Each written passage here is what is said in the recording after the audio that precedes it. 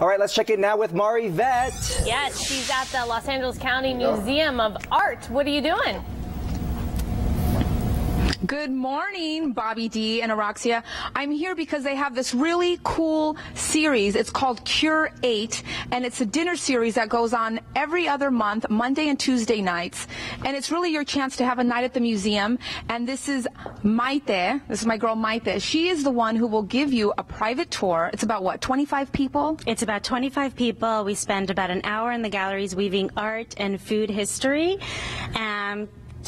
In a way to bring art to life. How cool is that? Two of our favorite things, art and food. Now let's take a look at this painting right here quickly. Now this is a cardinal from like the 17th century. Looking at this, put it in the context of food for us. Okay, well here we have this man in a very theatrical setting, and the popes and the cardinals also ran the state, and they hired the finest chefs and the finest sommeliers, and they wanted their food served in the most beautiful platters, and cardinals always had their bread served in baskets lined with red silk, much like the silk that he's wearing. So that's what it was all about. I mean, and it's so interesting because you get to learn about the history of these paintings in a way that you might not have thought of before in the context of food. And then at the end of the tour, you get a meal inspired by that artwork. Okay, you guys, we have so much more to show you. We're going to give you a cool run through of some other art when we come back here at LACMA.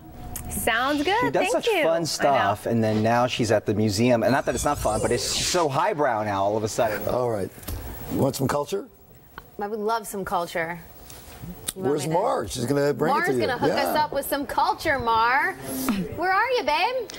Hello. Bobby D said earlier, he's like, Mar's going highbrow this morning. You know it. I'm very versatile. I'm here at LACMA, the Los Angeles County Museum of Art. Everybody knows and loves this place, but you might not. You can come here at night for a very special dinner series. It's called CUR-ATE. Get CUR-ATE because it brings art and food together.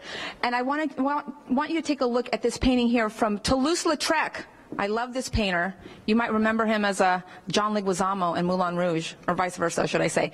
Anyhow, they have these cool tours the first Monday and Tuesday night of every other month. And Maite, you are the tour guide. Now tell us, you're an art and food historian. First of all, how the heck did you get involved in something like that? Well, I have a background in art and also worked as a private chef and caterer. When I was just working with art and teaching art, I missed being around food and vice versa. So I formed Art Bites. You were able to marry this together. Now, you do a private tour of any given exhibit, and then you bring the paintings to life by talking about the food that they were eating at that time and kind of how it affected culture. Exactly. So, say if we do French art like that Toulouse-Lautrec painting, the Impressionists were major foodies, and he loved food so much that he thought that accompanying food with water ruined the food, so he would always put goldfish in the water pitchers. What the heck? So yeah, only wine or port. I love it. You know what? Those French, they still love their wine, right? They do love their wine. So after the tour, we then head over to the restaurant here on the premises, and then the chef will create a whole menu based on the art, right? A whole menu inspired by the conversation in the galleries, and it's a lot of fun. So we marry art and food and culture, and it's just a great evening. It's a feast for the eyes and for the belly. Okay, that's what we're talking about. Steve, Maria, it's a really cool thing to try, and when we come back, we're going to head inside to Raisin Stark Bar for some actual food. Good. You know I got to have the food. Food is one way to get me into a museum. In New York. Welcome back. Time to get a little cultured here this morning on Good Day LA. We're going to Mar Yvette this morning. She's at the Los Angeles County Museum of Art, and here's the good news. It's art with a side of food, which is exactly how I like it. Right, Mar? You know it, Maria. We are here at LACMA. Look at this gorgeous place. It's actually closed on Wednesdays, but they're open just for us.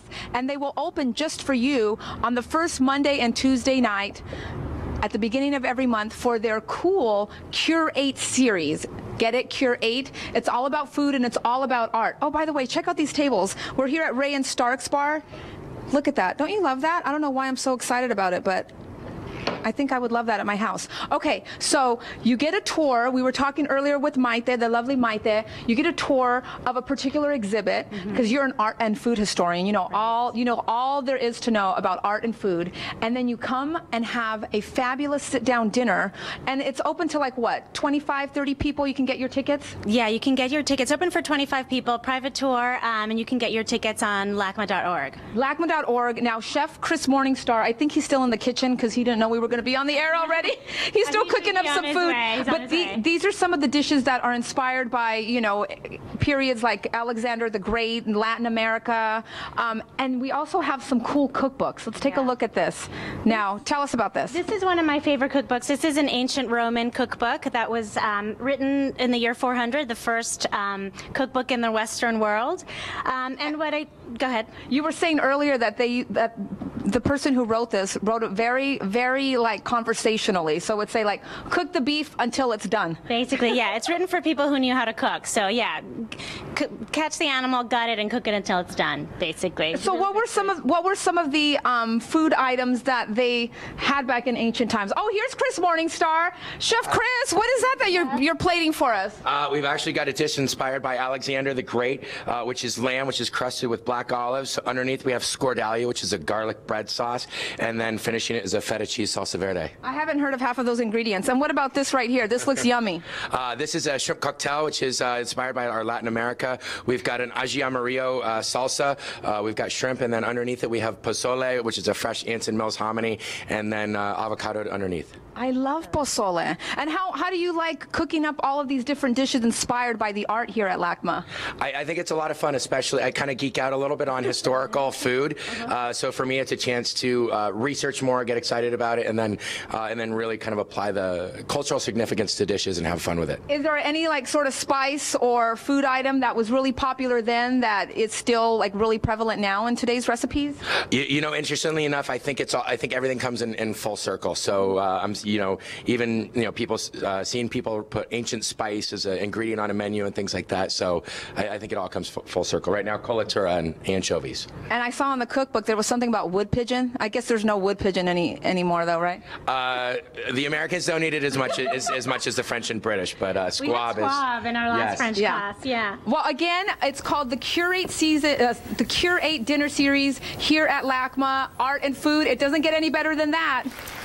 It's a fancy name, but it just looks like really Hey, you know what, food. Mar? You're talking about people who have great jobs. Mar, you have said 55 times on this show, it doesn't get any better than this. And she means it. Yeah, it's the definition of having a great job. I believe it every single time, Steve. It's true. Okay. She gets to eat and play for a living. Can't blame her. All right, and it doesn't get any better than this because we've got a real cutie patootie It doesn't get any better than that.